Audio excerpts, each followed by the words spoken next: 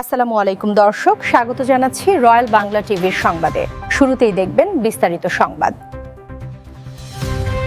আসন্ন পবিত্র ঈদুল আজহা উপলক্ষে ঢাকা কাঁচপুর সিলেট মহাসড়কে যাত্রীদের নিরাপদ ও স্বস্তিদায়ক যাত্রা নিশ্চিত করতে ব্যাপক নিরাপত্তা ও যানজট নিরসন কার্যক্রম পরিচালনা করছে বাংলাদেশ হাইওয়ে পুলিশের কাঁচপুর হাইওয়ে থানা।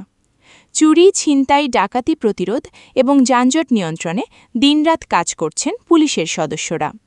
কাঁচপুর হাইওয়ে থানার উদ্যোগে মহাসড়কের গুরুত্বপূর্ণ পয়েন্টগুলোতে 7টি পিকেট টিম, 3টি হোন্ডা মোবাইল টিম এবং 3টি টহল ডিউটি টিম নিয়োজিত রয়েছে।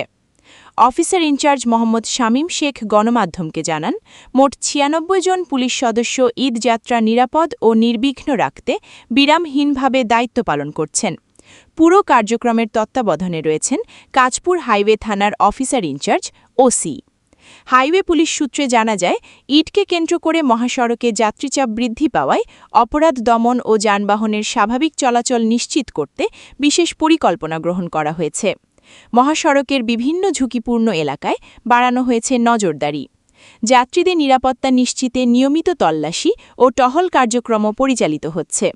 এছাড়াও special battalion police, community policing সদস্য, স্থানীয় স্বেচ্ছাসেবক দল এবং জেলা পুলিশের একাধিক টিম কাঁচপুর হাইওয়ে পুলিশকে সার্বিক সহযোগিতা প্রদান করছে। আইনশৃঙ্খলা বাহিনীর সমন্বিত এ উদ্যোগে মহাসড়কে নিরাপত্তা ব্যবস্থা আরও জোরদার হয়েছে বলে সংশ্লিষ্টরা জানিয়েছেন। কাঁচপুর হাইওয়ে থানার অফিসার ইনচার্জ বলেন, ঈদে ঘরমুখী মানুষের যাত্রা নিরাপদ ও স্বস্তিদায়ক করতে আমরা সর্বোচ্চ প্রস্তুতি নিয়ে মাঠে কাজ করছি।